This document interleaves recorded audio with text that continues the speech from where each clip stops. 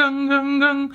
Hi everyone, Gungthany Bung Tano here, internet's busiest music nerd, and it's time for a classic review of Nine Inch Nails' The Downward Spiral. Yes, this is The Downward Spiral, the classic 1994 album from Trent Reznor's Nine Inch Nails. It was the project's second studio LP at the time, 5 years after the semi-successful Pretty Hate Machine, which featured such breakouts as Head Like a Hole. This and other key tracks from the record saw Trent Reznor bringing the sounds of 80s rock and new wave as well as electronic body music to supremely dark and scary places. And while his sound wasn't nearly as bold or as challenging as the artists who beat him to the industrial rock punch, he did show a knack for hooks that some of his contemporaries in the genre lacked or just didn't really care about. However, it would be this very characteristic that would give Trent the competitive edge to take his sound into the mainstream. So over the next 5 years, Reznor would push his production and lyricism to new heights of depravity, making The Downward Spiral one of the most unlikely contenders for multi-platinum status. But despite being packed with deafening and distorted sonics, I think there is something that is universally remarkable about how unforgiving many of the tracks on this record are. To this day, The Downward Spiral makes even some modern industrial and metal records sound tame by comparison. Not just instrumentally, but thematically too. As for one track after another, Trent Reznor explicitly depicts themes of self-destruction, addiction, sex, suicide from a first-person perspective. And he does it in a way that's not only frightening, but also kind of alluring and relatable. Maybe even convincing to more impressionable minds that might read the lyricism on this record as just being literal or like an endorsement of some sort. And while Reznor has personally struggled with some of the issues that he addresses on this record, it's not like he's exactly reveling in any of this stuff. Much of the time, this record literally sounds like hell. Some of the only parts of it I feel safe enjoying without question are the storytelling, the expansion of Nine Inch Nails' instrumental palette, the album's overall ferocious demeanor, as well as subtle musical nods to figures such as Iggy Pop, Lou Reed, and even Prince, which essentially lie under 65 minutes of tortured noise. Take the opening track, Mr. Self-Destruct, for example, which is so loud and so oppressive it's almost at odds with Trent's songwriting ambitions here, as the lead vocals on this track spend a great deal of time buried very deeply underneath these pounding, pummeling drums and riffs that sound like, I don't know, a dentist drill pitched down and boring into my skull. Plus the dynamics on this track, the eerily quiet break in the middle of the song where some key lyrics come through. I am the needle in your vein, I am the high you can't sustain, I am the pusher, I'm a whore, I am the need in you for more. The volatile drums and riffs come back for one last hurrah on this one, reaching this peak of insanity that sounds like the whole track is being swallowed in this wall of freaky, fluttering noise rock guitars and white noise. It is a self-destruction opus and a perfect way to open up this record. Meanwhile, Piggy is a perfect way to follow this song up, a calm after the storm, if you will. We have a more understated approach on the instrumental side with some booming but minimal drums, a deep, rotund bass line, and while Reznor really never goes overboard with the distortion on this track like he does with many others, he does throw in this absolutely chaotic drum solo in the last leg, which is performed very loosely to say the least. He is absolutely shitting all over this track. Either way though, I think it's a bold choice. Now thematically, things get even more spiteful on the following track, Heresy, where vocally Reznor sports this zany, mocking falsetto. The chorus literally states that God is dead and no one cares. If there is a hell, I'll see you there. To top it all off, he follows this as well with some slinky dad rock riffs. It's a really insane combination of sounds when you dissect all of it, this anti-Christian message being mixed with some electric body music, some rock, the freakiness of a Prince song, and it's all being fed into this industrial chaos. The following March Pigs pushes things even further into sonic insanity with these incredibly tight and fast drum beats and synth bits that are in 7/8 8, which are lit ablaze by these brittle, harsh guitars that burn across the mix like a line of gasoline that just got hit with a match. Sonically, the track almost feels like a kick in the face to all of the industrial rock acts that might have been a little bit more hardcore than Nine Inch Nails like 5 years ago. Meanwhile, the lyrics of the track circle back to this pig trope, which seems representative of people the protagonist of the record doesn't really like for reasons that may be logical and illogical. Certainly there are elements of treachery and deception going on in the lyrics, but simultaneously, this guy hasn't exactly shown himself to be a sound and stable voice. The song is just packed with pure rage and hatred, and it's kind of hilarious that Trent juxtaposes this against these very short and sudden transitions into harmonious and melodic piano passages. Just a very stark contrast in tone and harmony.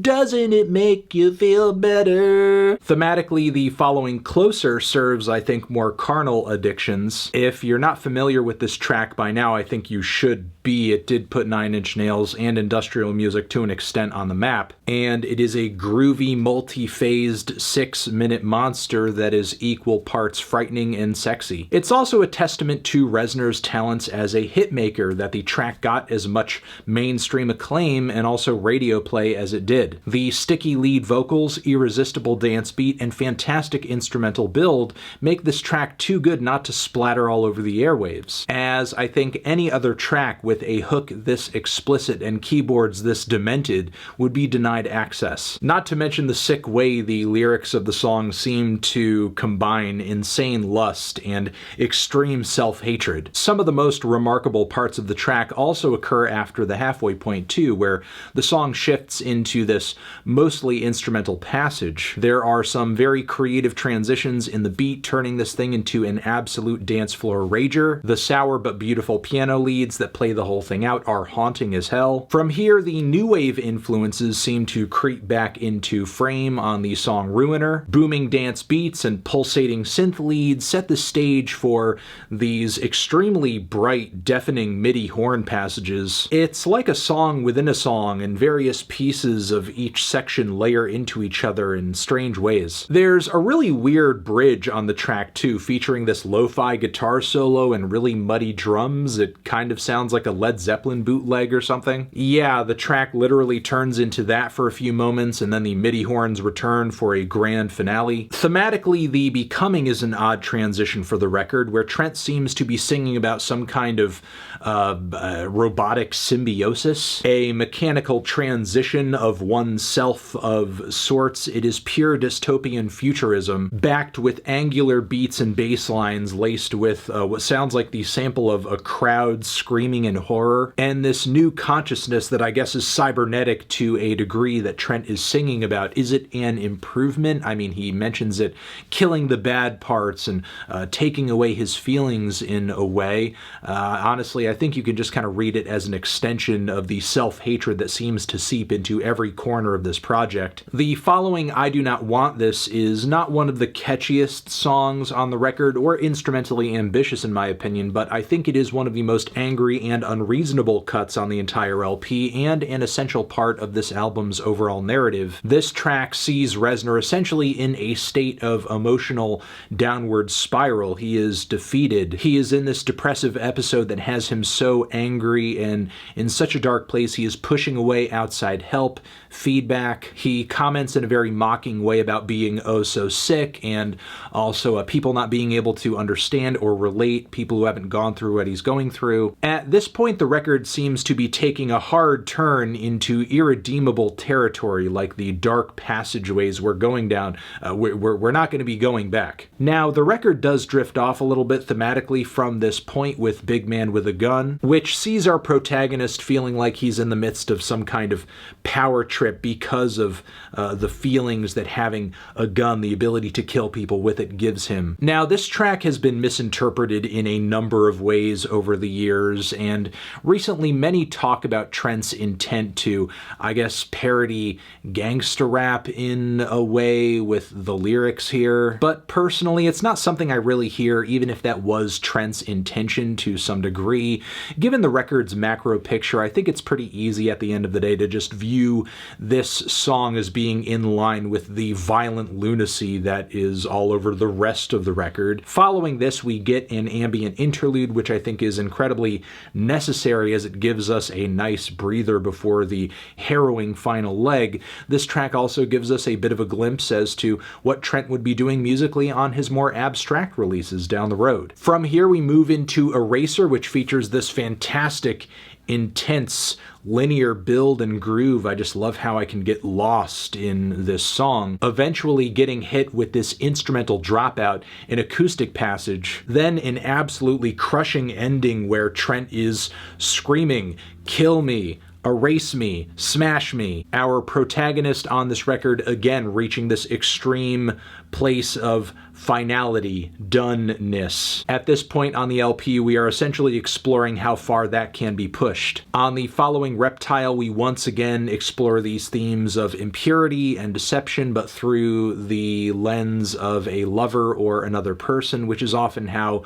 humans gauge their worth or how they're viewed in the world, the eyes and perceptions of other people. And the track, of course, just oozes negativity and is backed with this skipping beat, thick kicks and bass, some wailing guitar too. From here we have this title track that provides a very abstract and interesting moment on the record. What's strange is that much of what Trent has done on this album so far is so explicit, so in your face. But here, what our protagonist is feeling is obscured, it's muttered, it's being buried behind a muffled, strange, pounding, noisy instrumental we can't get a clear view of. Reading into it, it's pretty clear this track is trying to tell us our protagonist has eliminated himself at this point. Since that's the story and that's the angle, that may have been why Trent went a little more abstract with it. Regardless, though, it is a truly menacing moment on the record and seems like the album itself is losing touch with life.